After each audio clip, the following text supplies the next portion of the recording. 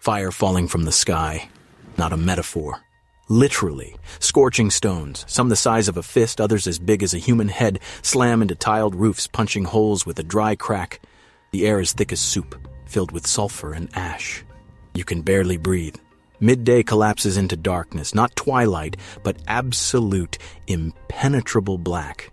The only light comes from lightning flashing in the towering column of smoke above Vesuvius, and from the rain of fire itself.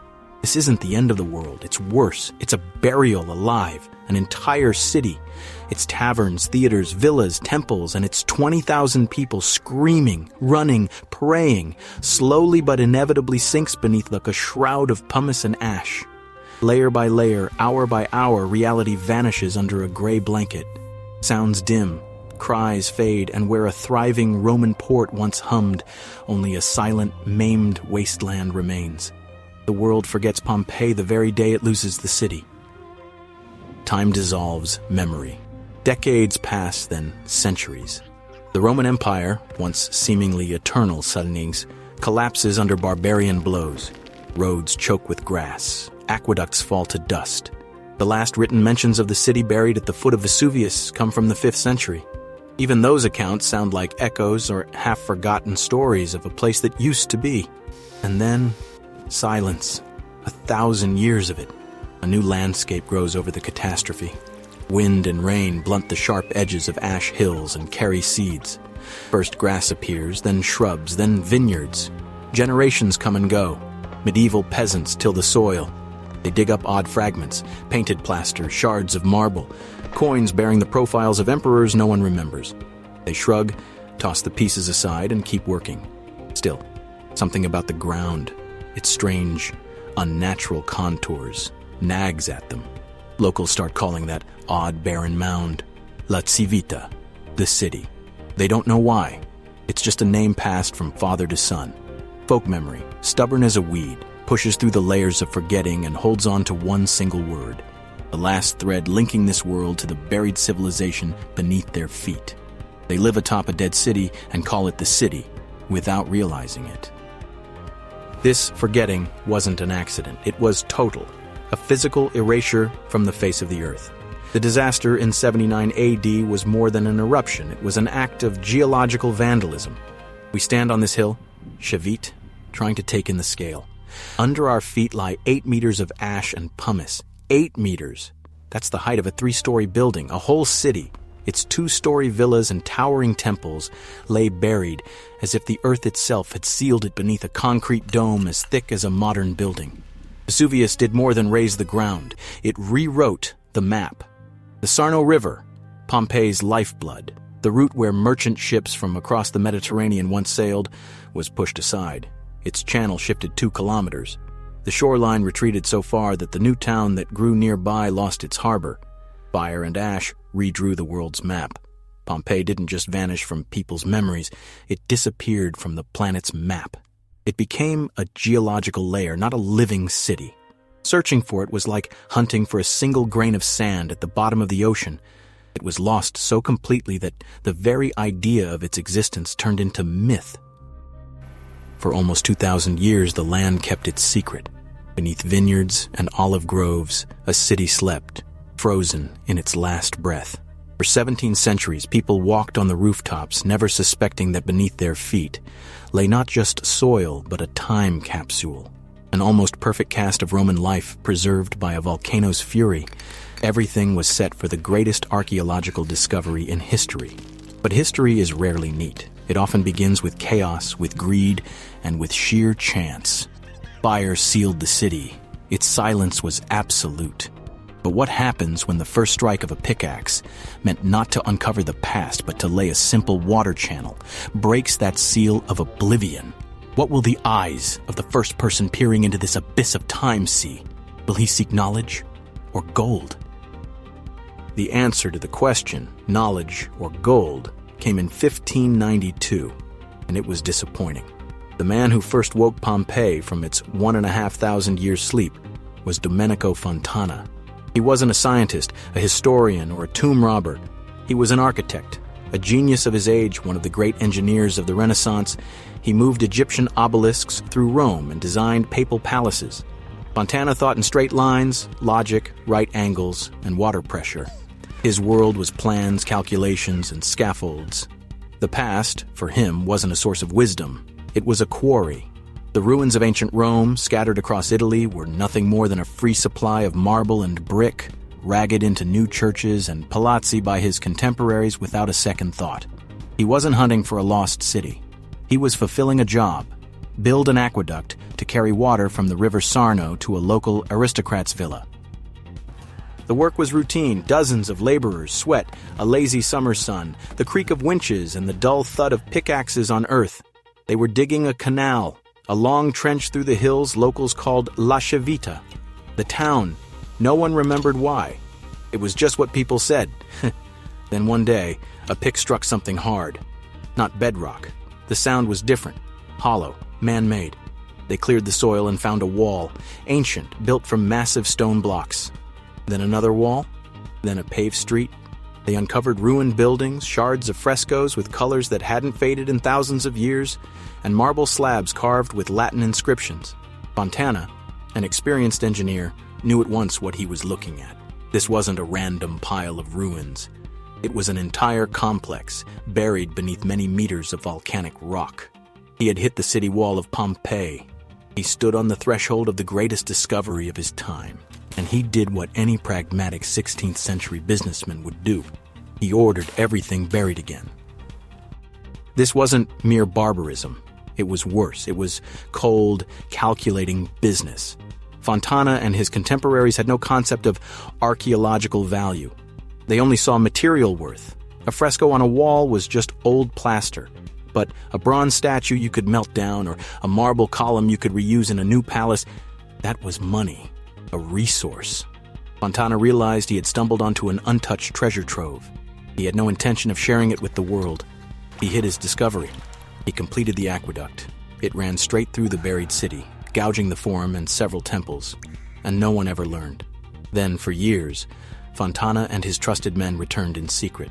They dug small shafts, uncovered villas, extracted the most valuable objects, statues, mosaics, jewelry, and quietly sold them to private collectors across Europe. He became Pompeii's first marauder. The great architect, the builder of the new world, turned out to be a secret plunderer of the old. Vesuvius had buried the city once. People buried it again, this time under a layer of human greed and silence. More than a century passed, but the way people treated ancient finds didn't change. It only grew more regal.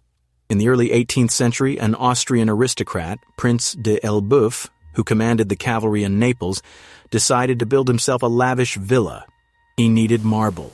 Lots of marble. When local peasants digging a well accidentally uncovered underground ruins packed with marble slabs and sculptures, they had found Pompeii's neighbor, another city buried by the same eruption, Herculaneum. The prince rushed to buy the land. He wasn't interested in archaeology. He wanted decoration. He hired workers and set in motion what today can only be called organized, industrial-scale looting. This wasn't the secret pilfering by Fontana. This was open, aristocratic theft, protected by rank and privilege. Dozens of priceless artifacts, instead of becoming part of the historical record, ended up as ornaments in the prince's palace. History repeated itself, but this time with more pomp and greater devastation. The method of the looting was monstrous. Prince de Elbeuf didn't hire archaeologists. He hired mining engineers. They weren't conducting digs in the modern sense. They bored narrow tunnels through hardened volcanic rock like coal miners, moving blind beneath the surface. The tunnels often collapsed, burying workers under tons of debris. When a shaft hit the wall of an ancient building, they simply smashed through it. They never saw the full picture. They were after shiny things, valuables, nothing else. Their tunnels cut right through the beautifully preserved ancient theater at Herculaneum. They came across dozens of bronze and marble statues. But to haul them up through those tight shafts, workers broke the statues into pieces, then roughly welded them back together on the surface. They ripped priceless frescoes from the walls to reach the marble facing behind them. They destroyed 99% of the archaeological information for 1% of material value. For 3 years, this brutal work went on, until the tunnels became so unstable that the whole hill faced collapse. The plundering didn't stop because anyone felt guilty. It stopped because it became a safety hazard. Two discoveries, a century apart, a Renaissance architect, an Enlightenment aristocrat, one dug for profit, the other dug for luxury. Both men ripped priceless artifacts from their contexts and scattered them into private collections. They plundered and mutilated buried cities, then left them to rot underground. They tore away the seal of oblivion only to inflict fresh wounds. It became clear that simply finding a city wasn't enough. The work demanded a different approach, new motives, and a larger scale. What would it take for looting to turn into research? What if the next marauder wears not the title prince, but a crown? Can royal greed, pushed to the extreme, accidentally give birth to the very science that will one day call it barbarism? Royal greed proved powerful enough to move mountains, literally. In 1738, a young, ambitious king, Charles Bourbon, claimed the Neapolitan throne. He had watched what Prince de Elbeuf had pulled from the earth and wanted more, much more. He didn't want a few museum pieces to decorate a villa. He wanted the glory of being Europe's greatest collector of antiquities. To get it, he hired the perfect man, Roque Joaquin de Alcubierre, a Spanish military engineer. Alcubierre wasn't a scholar. He was a man of action, a man of trenches, gunpowder, and siege artillery. He looked at buried cities not as sources of knowledge, but as enemy fortresses to be stripped. Excavations for him weren't research. They were military operations to extract trophies. His tools weren't brush and trowel. They were pickaxe, crowbar, and, if necessary, explosives.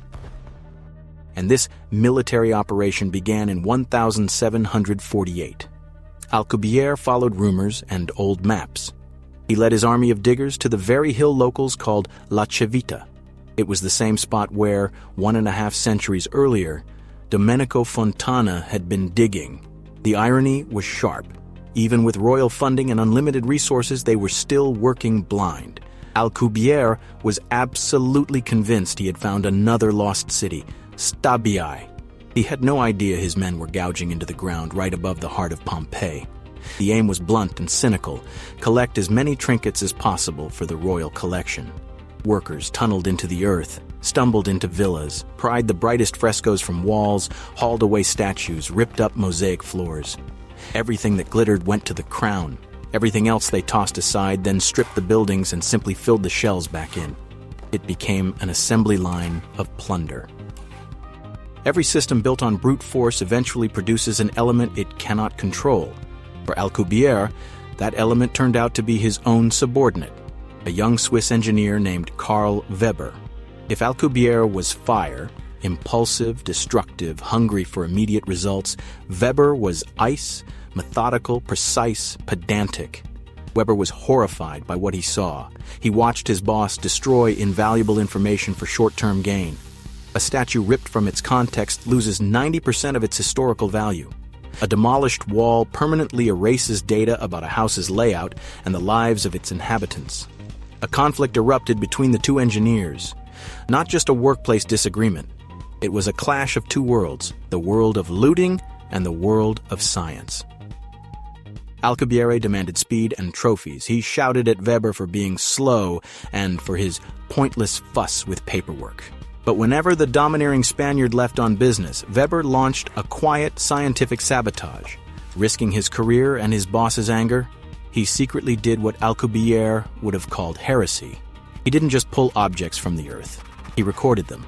He began drafting extremely detailed plans of the buildings they uncovered, mapping the precise location of every find. Each amphora, every oil lamp, each charred piece of furniture, everything was marked on the plan. He studied rooms as whole spaces, trying to understand their function, not simply empty them. Every drawing was an act of defiance. Every entry in his journal openly flouted the order to dig faster. Alone and against his superiors, Weber quietly laid the foundations of modern field archaeology, cataloging artifacts and chronicling the brutal destruction they suffered. For years, the conflict smoldered underground in dark, dusty tunnels. Alcubierre kept shipping caravans of treasure to Naples, while Karl Weber quietly filled his folders with drawings and plans. Then, in 1763, one discovery turned that slow-burning feud into open flame. Workers were clearing another public building when a stone pushed up through the ash. clear, chiseled Roman letters spelled out Res Publica Pompeianorum, the Pompeian Republic. It wasn't just a stone, it was proof that something had been born. In an instant, the hill of Civita stopped being an anonymous quarry. It had a name, a legendary name, Pompeii. The news detonated across Europe's scholarly world. This was no longer merely a source of artifacts for the king. It was a window into a vanished world. Karl Weber's careful, precise plans suddenly became priceless. They were the only key to understanding that world. Against this discovery, Alcubierre's crude methods looked like what they were: state-sanctioned vandalism. All of Europe watched the excavations, and the king could no longer afford to simply plunder. They launched a lavish 8-volume publication called The Uncovering of the Antiquities of Herculaneum, bringing engraved images of the finds to the public. The artists often filled in missing fragments, favoring beauty over strict accuracy, but the very act of publication changed everything. Pressure from the scientific community and the undeniable value of Weber's systematic approach did its work.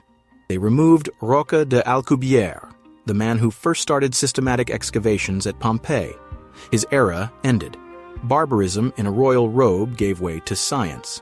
For the first time in human history, a researcher replaced the treasure hunter. They stopped treating the city like a mine to be looted. They began to read it like a book, the most detailed and tragic record of a civilization's life and death, sealed in a single terrible day. But now, with their tools no longer pick and shovel, but eyes and minds, could they read Pompeii's darkest page? Could they, standing among the cold ruins, piece together, step by step, minute by minute, the city's final day? The 24th of August, 79. History books carved that date into stone and hammered it into millions of minds as the day fire swallowed Pompeii. Picture a sweltering summer afternoon, people in thin tunics seeking shade in cool courtyards, and Vesuvius, peaceful for centuries, suddenly exhaling death. That image feels familiar, it feels dramatic, and it is completely wrong. When science finally took over from the looters, researchers began to read Pompeii's story properly. The very first page they flipped came from a torn calendar. For centuries, we'd been looking at the disaster through a single mistake, one mistranscribed letter in a medieval manuscript. But the city itself and its silent witnesses kept insisting on a different date. Archaeology is not just digging, it's detective work, where the clues slept beneath the earth for almost 2,000 years. The investigation started small, with almost invisible details.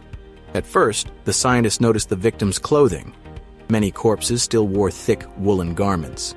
That's odd for August, the height of the Italian heat. Then the archaeologist detectives checked pantries and market stalls. They found not just dried summer figs, but fresh pomegranates, walnuts, and olives, crops harvested in late autumn. Houses contained braziers for heating rooms that would have been useless in summer. Sealed amphorae held young wine just pressed from the autumn vintage. Each discovery chipped away at the summer theory. Then came the final, irrefutable piece of evidence. A fragile charcoal note scrawled on a house wall. It read, "The 16th day before the November calends." In our calendar, the 17th of October. The eruption did not happen in August. It occurred in autumn, most likely in October or November of 79. Now we know the exact date. We can begin to reconstruct the day. The morning starts like any other. A cold autumn wind makes people pull their cloaks tighter. Around noon, the ground trembles, stronger than normal. Then a thunderous roar rips through the air, as if the mountain itself has split in two. Vesuvius hurls a column of ash and pumice 32 kilometers into the sky, 3 times higher than where a modern airliner flies.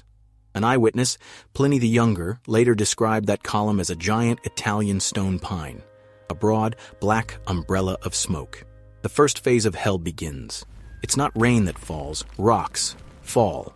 Light, porous chunks of pumice come down by the thousands, so many that they build up into a layer that grows by the minute. People run from their houses, holding pillows tied on with towels to protect their heads. Roofs start to cave in under the weight. This is a moment of choice. Of Pompeii's 20,000 residents, most, roughly 90%, make the right call. They drop everything and run. They escape, but about 1,000 people stay behind. Maybe they hope to wait it out. Maybe they hide in cellars to guard their belongings. That would be their final mistake. For those who stayed, a second and final phase begins.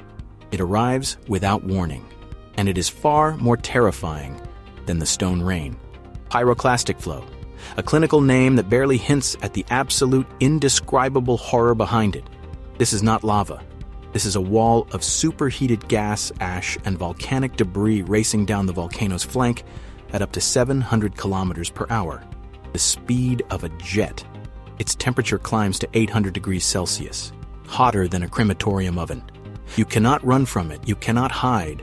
The flow slams into a town, fills the streets, pours through windows and doors. It does not so much burn as sterilize. Instantly, in a single heartbeat, the air in your lungs turns to scalding steam, soft tissues vaporize. No chance, not a single one. Here, in that furnace of a disaster, Pompeii delivered its greatest scientific insight. For centuries, people believed the victims had suffocated from poisonous gases. The truth was darker and much faster. Death was instantaneous. A thermal shock so intense it boiled blood and cooked internal organs in an instant. Muscles contracted violently, freezing bodies into the telltale boxer pose. Then a blanket of hot ash buried them, hardening like cement. The ash preserved, in astonishing detail, the empty cavities left when flesh decayed. In the 19th century, archaeologists came up with a simple, brilliant idea. They found those voids, drilled a small hole, and poured in liquid plaster. When the plaster set and they removed the surrounding ash, what emerged stunned the world. Not a skeleton, not a mummy, a sculpture, an exact cast of a person in their final pose. We see a mother shielding her child, a slave in chains, a guard dog writhing on its chain. This is not art. It's frozen agony. Science allowed us to peer into the very last moment of these lives. We reconstructed the timeline. We worked out the mechanics of death. We learned to recreate the victim's final poses with photographic precision. We turned the city's worst day into a detailed scientific report. We know how they died. We know when they died. We can stand before their plaster casts in a museum and study their suffering. But by recreating this hell with scientific exactness, by turning tragedy into an exhibit, are we missing the main lesson Pompeii has been trying to teach us through the millennia? What has this buried city really left us beyond frozen horror and scientific data? The main lesson of Pompeii wasn't how people died, it was how they lived. The eruption froze an entire town mid-breath. Paradoxically, that frozen moment became one of the greatest victories of knowledge over oblivion. Our history is, in large part, a struggle between two forces, plunder and science. A looter, whether a king or a simple digger, hunts for objects. He tears a statue out of its setting, melts down the gold, chips a fresco from a wall, and turns it into a beautiful but mute bauble for his cabinet. He takes the treasure, and in doing so destroys the information.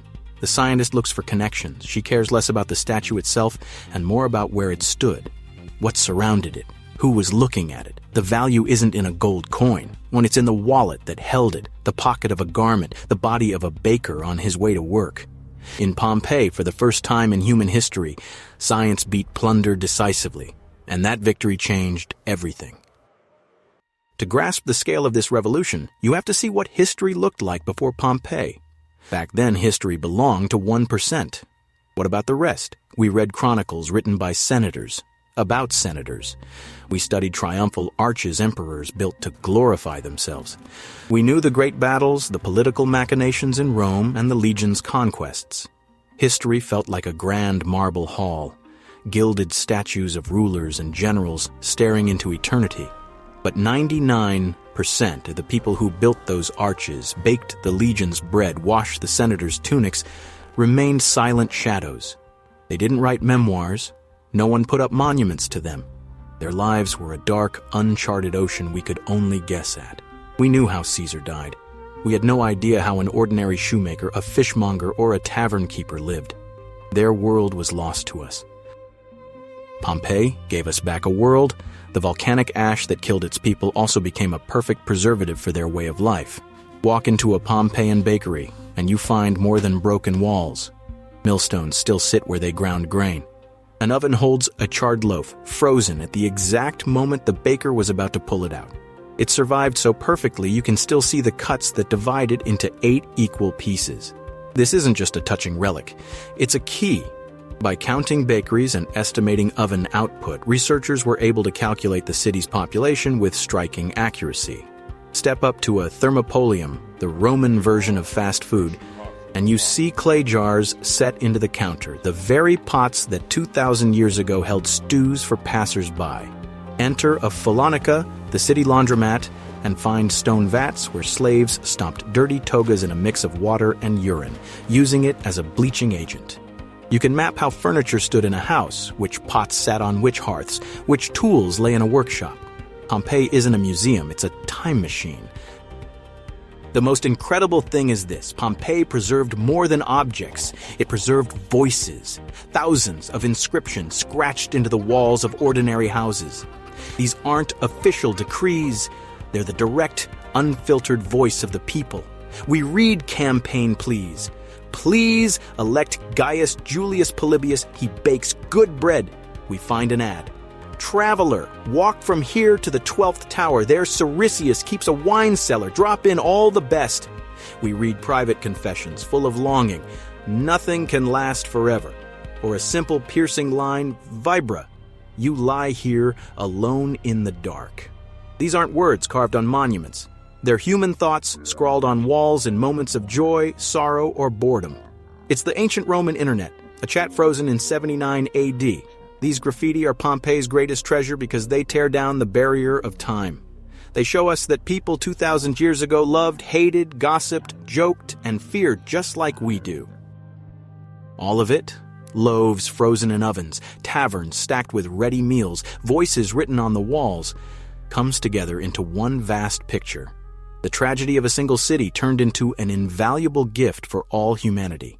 Pompeii filled the yawning gaps in our understanding of the past. It restored names, professions, even private thoughts to the 99% who had long been silent. It transformed history from a dry chronicle of rulers and wars into a living, breathing study of people. A history that still smells of fresh bread and wine. Ordinary people, that is the city's true enduring legacy. Buried under ash, it gave birth to a genuine, popular history. Pompeii died so we could finally understand how civilization actually lived.